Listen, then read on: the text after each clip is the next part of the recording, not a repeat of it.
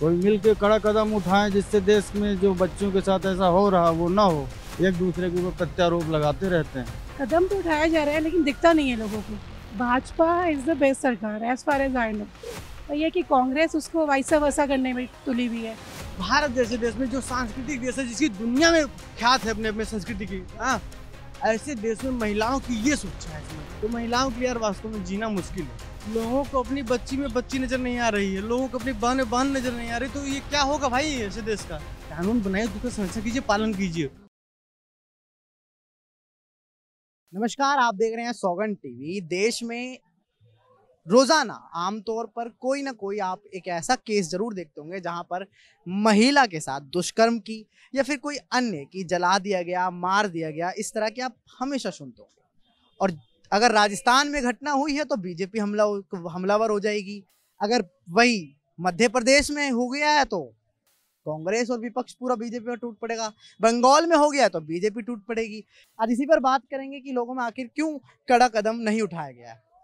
भैया, महिलाओं की जिस तरह से लगातार आप खबरें सुनते होंगे, दुष्कर्म हुआ है या यहाँ मार दिया है, कहीं भी हो, अगर राजस्थान में होता है तो बीजेपी हमलावर हो जाती है, अगर बंगाल में होता है तो बीजेपी हमलावर हो जाती है, वहीं अगर उज्जैन या मध्य प्रदेश में हो गया तो कांग्रेस और तमाम विपक्षी दल जो हैं वो हमलावर हो जाती हैं। आखिर मिलकर कोई कड़ा कदम क्यों नहीं उठाया गया? ये सब राजनीति पार्टी अपना अपना वो देखती है। जहाँ बीजेपी की सरकार है तो वहाँ कांग्रेस वाले हावी हो जाते हैं, जहाँ कांग्रेस की है वहाँ बीजेपी वाले। कोई मिल के कड़ा कदम उठाएं जिससे देश में जो बच्चों के साथ ऐसा हो रहा वो ना हो।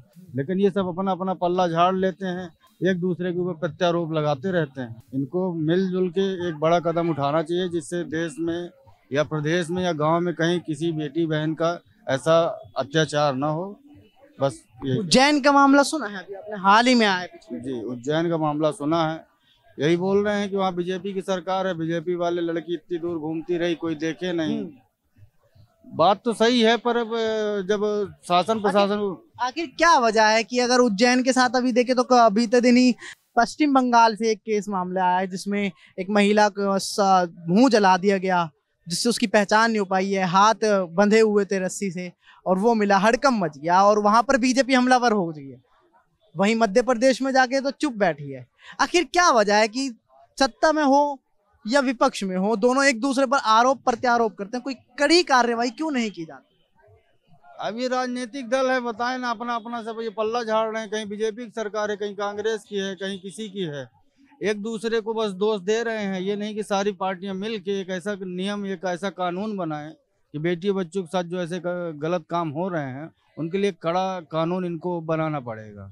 आप कहना चाहेंगी देश में अगर कहीं भी महिलाओं के साथ दुष्कर्म होता है, उस राज्य में बीजेपी की सरकार है तो विपक्ष हमलावर हो जाती है, और अगर वहीं अगर बात करें जहां पर विपक्ष में कोई, चाहे कांग्रेस हो चाहे कोई और दल की पार्टी सत्ता में हो, तो बीजेपी हमलावर हो जाती है। कहीं ना कहीं दोनों पार्टियां, विपक्ष या सत्तारूढ़, एक दूसरे पर सिर्फ आरोप प्रत्यारोप लगाती हैं। क्यों कड़ा कदम नहीं उठाया जा रहा है? कदम तो उठाया जा रहा है लेकिन दिखता नहीं है लोगों को। Bhajpa is the best sarkar as far as I know. और ये कि कांग्रेस उसको वैसा वैसा करने में तुली हुई है, उसको हमेशा लेट डाउन करती है, काम नहीं दिखता है। जहाँ पे कांग्रेस की सरकार है वहाँ वो भाजपा को करेंगे ही करेंगे let down, that's it. Ma'am, आप कह रहे हैं कि भाजपा काम कर रही है। आप देखें उज्जैन का आपने मामला सुना होगा, हर जगह मणिपुर कर को आपने देखा होगा, वहां पर प्रधानमंत्री जी और सरकार बिल्कुल चुप है, एक शब्द नहीं बोला। आपने महिला पहलवानों को भी देखा होगा, जंतर मंतर पर जिस तरह से उनको घसीटा गया, वहां पर भी चुप थे। परसेप्शन अलग है। मेरा ये है कि भाजपा काम कर रही है और वो करती रहेगी। कानून बनाने से गिरावट तो आ सकती है परसेंटेज में, लेकिन अगर महिलाओं के खिलाफ जो अत्याचार हो रहे हैं इसको खत्म करना है तो सबसे पहले हमें अपनी मेंटालिटी चेंज करनी चाहिए। हमें सबसे पहले पब्लिक को ही अपना दिमाग सही करना चाहिए। आप ये सोचिए, अगर आप हमारे सामने खड़े हैं, कानून है कि अगर हमने आपको मारा तो हमें फांसी दे दी जाएगी, हमारा इनकाउंटर कर दिया जाएगा, लेकिन अब यहाँ पे कोई आपकी सुरक्षा के लिए नहीं खड़ा। अगर हमें करना, हमने कर दिया, तो सबसे पहले मुझे अपने अंदर झांकना है, मुझे खुद को सुधारना। सरकार सिर्फ कानून लगा सकती है, कानून ला सकती है। कानून लाने से सिर्फ इतना हो सकता है कि क्राइम में गिरावट आ सकती है, लेकिन क्राइम बंद हो जाए ऐसा नहीं हो सकता।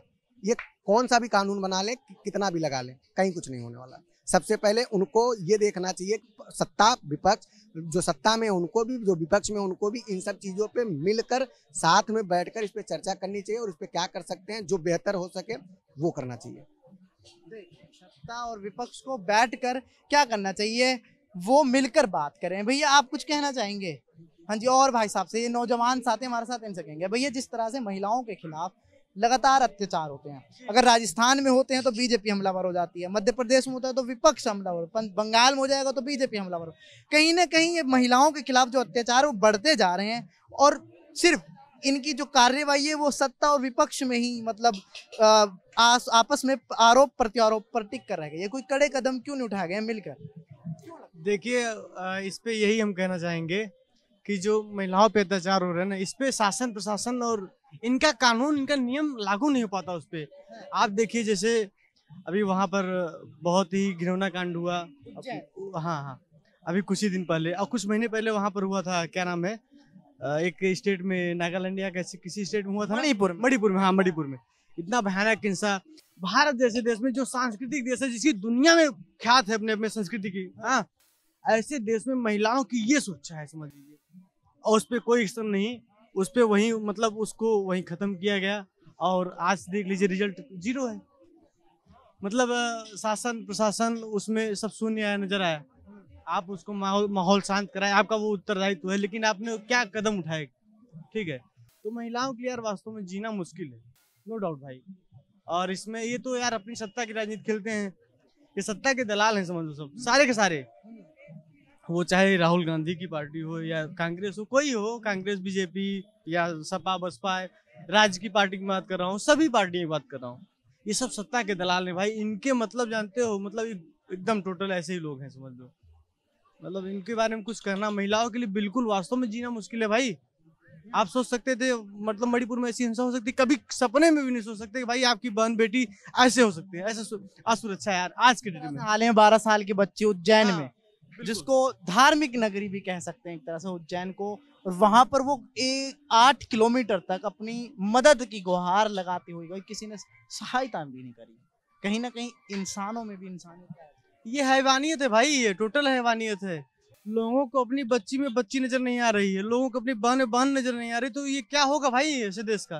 नो डाउट यार, जब आप ऐसे समाज में आप देखते हैं ऐसी हिंसाएं, ऐसी अनैतिक कार्य हो रहे हैं यार, फिर मतलब क्या ही कहेंगे यार। कुछ मतलब इनके लिए कुछ करने के लिए वर्ड ही नहीं भाई, एक के बाद एक कांड होते चले जा रहे हैं यार।